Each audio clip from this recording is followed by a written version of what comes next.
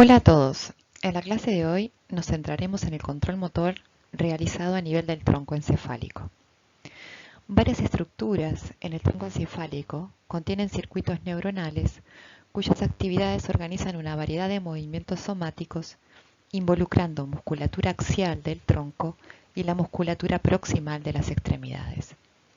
Estos movimientos incluyen el mantenimiento del equilibrio, la regulación de la postura, la iniciación y regulación de la locomoción y la orientación visual de la mirada. En particular, veremos primeramente el origen de vías descendentes a nivel del tronco encefálico que van a modular a nivel espinal distintas salidas somáticas. Veremos nuevamente aspectos del control de la locomoción, para repasar cosas ya vistas previamente, así como más tarde veremos cómo el tronco encefálico participa en la regulación del tono, la postura y el equilibrio, fundamentalmente a través de lo que es el sistema vestibular. Las vías descendentes de control motor constituyen los sistemas motores laterales y mediales. En esta división anatomofisiológica se clasifican las vías motoras basadas en sus regiones de finalización en la médula espinal y en las consecuentes diferencias en sus funciones en el control de la manipulación y la postura. Las vías laterales finalizan en las porciones laterales de la sustancia gris de la médula espinal. Estimulan directamente a las motoneuronas, aunque sus principales blancos son las interneuronas de circuito local. Influyen sobre arcos reflejos que controlan el movimiento preciso de los extremos distales de las extremidades, así como aquellos que activan la musculatura de soporte en los extremos más proximales de las mismas. Las vías mediales finalizan en la región medial del asta ventral sobre interneuronas del grupo medial. Estas interneuronas conectan bilateralmente con motoneuronas que controlan la musculatura axial y de este modo contribuyen al equilibrio y la postura. Además, contribuyen al control de músculos proximales de la extremidad. Potencialmente, cualquier motoneurona alfa puede recibir entradas desde las denominadas vías de los sistemas medial o lateral. Vemos así entonces que el sistema medial provee control postural. En primates con lesiones de este sistema, se observa que los individuos caen cuando intentan caminar o trepar, pero cuando los sujetos son sostenidos, pueden usar sus manos y sus dedos para hacer movimientos finos. El sistema lateral es el que va a dar un control fino al movimiento voluntario. Los sujetos que presentan lesionado este sistema lateral recuperan rápidamente el uso de las cuatro extremidades en actividades ambulatorias y de trepado, pero son incapaces de hacer movimientos de los dedos finos y delicados como el atrapar pequeñas piezas. Entonces vemos así en forma experimental también cómo fue que se puso en evidencia los principales roles en el control motor de los sistemas mediales y laterales. Las vías motoras descendentes originadas del tronco encefálico también van a formar parte del sistema medial y del sistema lateral. Las vías motoras que se originan del tronco encefálico y que forman parte del sistema lateral van a finalizar en las porciones laterales de la sustancia gris de la médula espinal. En los primates no humanos y en otros mamíferos, el sistema lateral surge del núcleo rojo, quien proyecta a través del tracto rubroespinal a la médula cervical, ¿sí?, donde sus axones van a terminar en las regiones laterales del asta ventral y en la zona intermedia, donde se encuentran las motoneuronas que gobiernan la musculatura distal de las extremidades superiores. Las proyecciones originadas en el tronco encefálico y que participan del sistema medial se originan en los núcleos vestibulares, la formación reticulada y el colículo superior. Sus proyecciones van a terminar fundamentalmente en el asta ventral a nivel medial y van a tener que ver fundamentalmente con regulación de la musculatura axial. Las vías motoras del tronco encefálico, que pertenecen al sistema lateral y al sistema medial, se detallan en esta diapositiva. El sistema lateral está constituido por el tracto rubroespinal, cuyas fibras se originan en el núcleo rojo, presente en primates no humanos y otros mamíferos. Este tracto va a tener como función controlar la musculatura distal. El sistema medial va a estar constituido por 3 tractos. El tracto textoespinal, que se origina en el colículo superior y que va a coordinar los movimientos de cabeza y ojos. El tracto reticuloespinal, que se origina en la formación reticulada, va a participar de ajustes posturales automáticos y movimientos de los sectores proximales del cuerpo, como hombros y caderas. Por último, el tracto vestíbuloespinal se origina en los núcleos vestibulares y va a participar en la regulación del equilibrio y la postura, actuando fundamentalmente a nivel de la musculatura axial. Los núcleos vestibulares son el destino principal de los axones que forman la división vestibular del octavo par craneano y como tales reciben información sensorial sobre los canales semicirculares y los órganos otolíticos que especifican la posición de la cabeza y sus movimientos de rotación y traslación. Muchas de las células en los núcleos vestibulares que reciben esta información son neuronas con axones descendientes que terminan en la región medial de la sustancia gris de la médula espinal, aunque algunas pueden extenderse más lateralmente para contactar neuronas que controlan músculos proximales de las extremidades. Las proyecciones desde los núcleos vestibulares que controlan músculos axiales y aquellas que influencian el sector más proximal de los músculos de las extremidades se originan de células diferentes y toman de alguna manera rutas descendentes distintas hacia la médula espinal. Se distinguen entonces las neuronas del núcleo vestibular medial, que van a formar el tracto vestíbulo-espinal medial, que terminan bilateralmente en la región medial del asta ventral de la médula cervical. Su función va a ser regular la posición de la cabeza por activación refleja de los músculos del cuello en respuesta de la estimulación de los canales semicirculares anteriores, que resultan, por ejemplo, de una rotación hacia adelante y rápida en forma inesperada. Como puede ser, por ejemplo, cuando un individuo cae hacia adelante, este núcleo media el reflejo de flexión dorsal del cuello, así como de extensión de los brazos en un intento de protección de la parte superior del cuerpo del daño de una posible caída.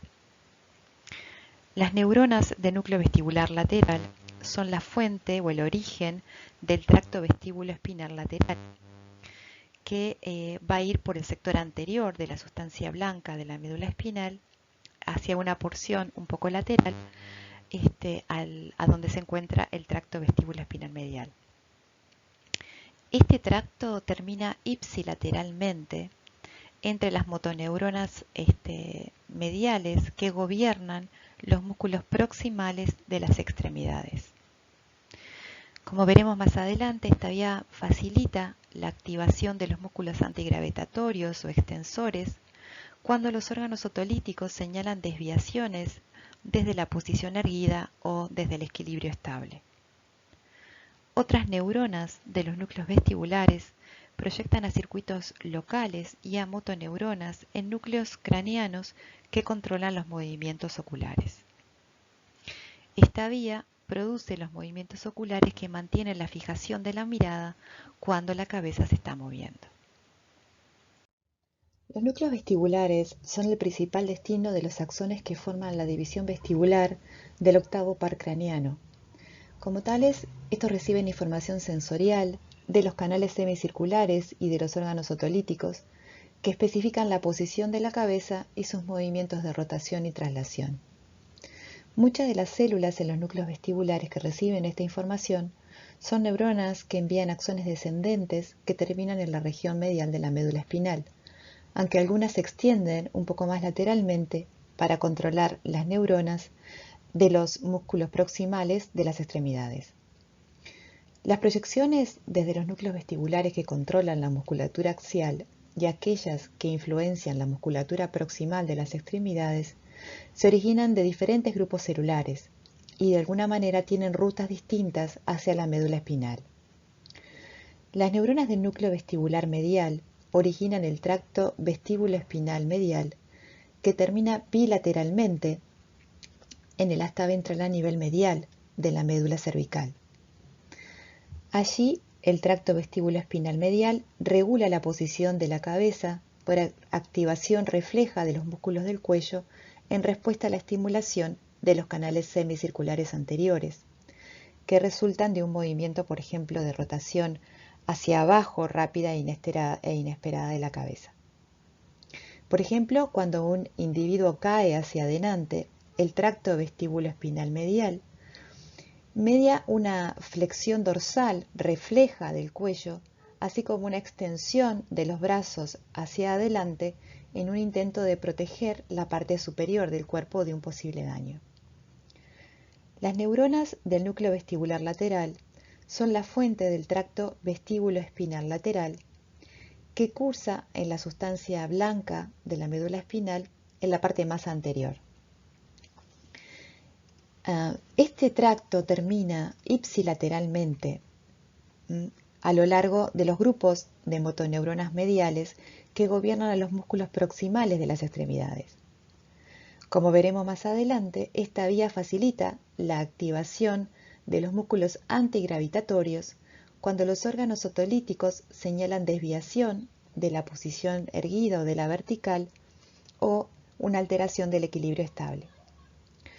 Otras neuronas en los núcleos vestibulares proyectan a neuronas de circuito local y a motoneuronas de los núcleos craneanos que controlan los movimientos oculares.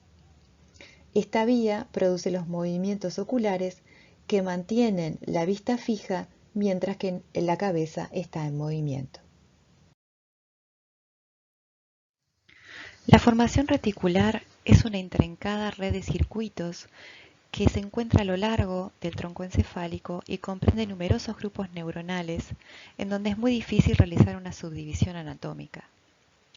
Las neuronas que están dentro de la formación reticular sirven a una gran variedad de funciones, incluyendo control cardiovascular y respiratorio, reflejos sensoriomotores, coordinación de movimientos oculares, regulación del sueño y de la vigilia, y en lo que tiene que ver con el control motor, participa en la coordinación temporal y espacial de movimientos de extremidades y tronco, particularmente en aquellos comportamientos rítmicos y que presentan características estereotipadas como es la locomoción.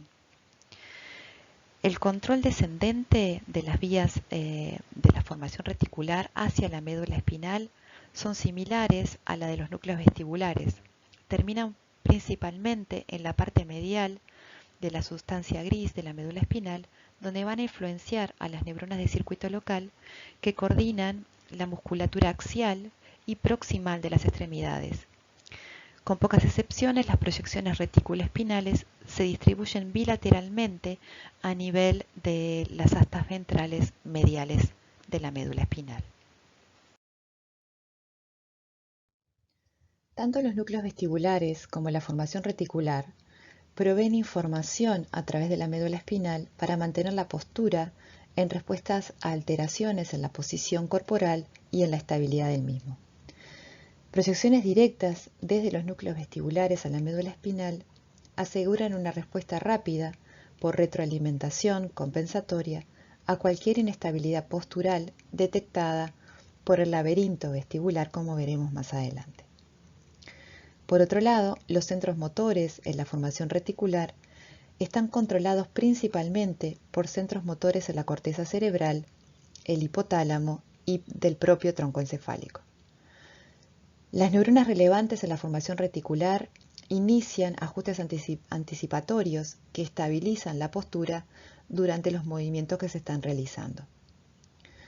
La manera en que las neuronas de la formación reticular mantienen la postura se puede apreciar al analizar su actividad durante movimientos voluntarios. Incluso los movimientos más simples son acompañados por la activación de músculos que inicialmente no parecen tener que ver con el objetivo primario del movimiento. Por ejemplo, en la figura a la izquierda se muestra el patrón de actividad muscular que ocurre a medida que un individuo utiliza su brazo para atinar de una palanca en respuesta a un sonido. La actividad en los músculos bíceps comienza alrededor de 200 milisegundos luego de escuchar el tono. Sin embargo, como muestran los registros, la contracción de los bíceps es acompañada por un aumento significativo en la actividad de la musculatura proximal de la pierna, en este caso el músculo gastrocnemio.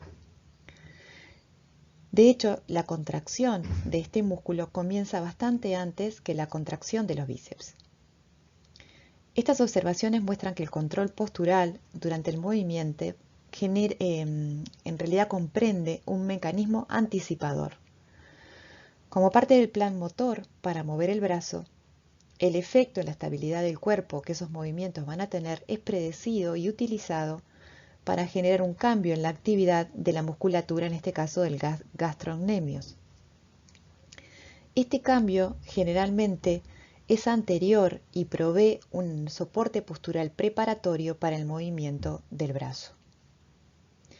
En el ejemplo dado en la figura, la contracción de los bíceps tendería a llevar el cuerpo hacia adelante, una acción entonces que es contrapuesta por la contracción del músculo gastrocnemio. O sea que este mecanismo anticipatorio predice la alteración resultante en la estabilidad de la postura y genera una adecuada respuesta estabilizadora. En el diagrama de la derecha se esquematizan los mecanismos de control anticipatorio o feed-forward y de retroalimentación o feedback que se activan para realizar ajustes posturales. Las respuestas posturales anticipatorias están preprogramadas y generalmente ocurren antes del inicio del movimiento. Las respuestas por retroalimentación se inician a partir de las entradas sensoriales que detectan cambios en la estabilidad de la postura. La importancia de la formación reticular para los mecanismos anticipatorios de control postural ha sido explorada en más detalle en animales de experimentación, como ser por ejemplo los gatos. Animales que han sido entrenados para tocar con la pata anterior un objeto, se muestran que generan ajustes posturales anticipatorios en las otras patas para mantener al animal en la postura correcta. Estos ajustes cambian el peso corporal del animal de una distribución equitativa entre las cuatro extremidades a una de patrón de distribución diagonal, en la cual el peso va a ser llevado fundamentalmente por el sector contralateral, donde no está la pata que va a hacer el movimiento. El elevar la pata y los ajustes posturales de las otras extremidades también puede ser inducido en un gato que está alerta por estimulación eléctrica de la corteza motora. Luego de la inactivación farmacológica de la formación reticular, sin embargo, la estimulación eléctrica de la corteza motora evoca únicamente el movimiento de la pata anterior, sin los ajustes posturales anticipadores que normalmente la acompañarían. Los resultados de este experimento pueden ser comprendidos en términos del hecho de que las neuronas de la corteza motora influencian a los circuitos de la médula espinal por dos rutas. Las proyecciones directas a la médula espinal y proyecciones indirectas a centros del tronco encefálico, que a su vez proyectan a la médula espinal. La formación reticular es uno de los principales destinos de estas últimas proyecciones desde la corteza motora. De esta manera, las neuronas corticales inician tantos movimientos para el movimiento de la pata anterior, como también los ajustes posturales en las otras extremidades necesarias para mantener la estabilidad corporal. El movimiento de la pata anterior es iniciado por la vía directa desde la corteza a la médula espinal, mientras que los ajustes posturales son mediados por vías que van desde la corteza motora y llegan a la médula espinal indirectamente luego de que establecen un relé a nivel de la formación reticulada. De esta manera, esa información va a viajar por el tracto córtico retículo espinal. Avanzando sobre las estructuras del tronco encefálico que modulan la actividad de los circuitos espinales, vamos a abordar ahora lo que se conoce como la preparación descerebrada. Esta preparación, o preparado de Sherrington, ha sido útil para investigar experimentalmente cómo varias vías descendentes interactúan con los circuitos de la médula espinal. La descerebración quirúrgica se consigue mediante la transección del mesencéfalo, a menudo a nivel intercolicular, como lo muestra el diagrama arriba a la derecha. Con la transección intercolicular, algunas vías descendentes, como las que se originan en la corteza cerebral, se interrumpen, mientras que otras, como las que se originan en el tronco encefálico, se mantienen intactas. Sin embargo, hay que recordar que el tracto córtico-espinal es solamente un componente minoritario de las fibras corticales descendentes. Muchas otras fibras corticales se proyectan hacia localizaciones a lo largo del tronco encefálico, incluyendo los núcleos de origen de las vías descendentes mediales. La pérdida de estos sistemas de control cortical provoca una actividad alterada de estas vías descendentes intactas, iniciadas u originadas a nivel del tronco. Como resultado, los animales muestran hipertonía, supresión de algunos reflejos espinales, como el reflejo de flexión, y exageración de otros, como el reflejo de estiramiento, condición denominada rigidez descerebrada. La rigidez descerebrada provoca que los animales mantengan una postura que se ha denominado postura exagerada. Los pacientes humanos con lección del tronco encefálico también pueden desarrollar un estado descerebrado que tiene muchas de las características reflejas de las preparaciones animales. El pronóstico de estos pacientes es malo si aparecen signos de descerebración. La pérdida del control descendente sobre la formación reticular provoca un incremento de la actividad en la vía retículo-espinal que se origina en la protuberancia y que tiene un efecto excitador sobre las motoneuronas gamma y por ende del tono muscular. Y por otro lado, disminuye la actividad en la vía retículo-espinal de origen vulvar, cuyo efecto funcional es disminuir la actividad de las motoneuronas gamma y por ende del tono muscular. Este incremento y disminución de la actividad, respectivamente, produce la excitación incrementada e inhibición disminuida, o sea, desinhibición de las motoneuronas gamma, lo que explica la rigidez observada en esta preparación. La preparación de Sherrington o preparación descerebrada también ha sido importante para poner el acento en la importancia que tiene la entrada sensorial para regular la salida motora. La hipertonía característica del preparado de descerebración puede aliviarse mediante la sección de las raíces dorsales, lo que indica que los tractos reticuloespinales tienen un efecto fundamentalmente sobre las motoneuronas gamma, cuya actividad puede alterar la rigidez del músculo, solo incrementando la sensibilidad del uso muscular, causando de este modo un incremento de la actividad de las aferencias 1A y 2 que inervan a las motoneuronas alfa. Estos experimentos han puesto en evidencia el papel de la formación reticulada en el control de la actividad de las motoneuronas gamma, tanto a nivel espinal como en los núcleos motores de los pares craneanos. De esta manera se regula la sensibilidad y el funcionamiento del uso neuromuscular para cualquier longitud del músculo.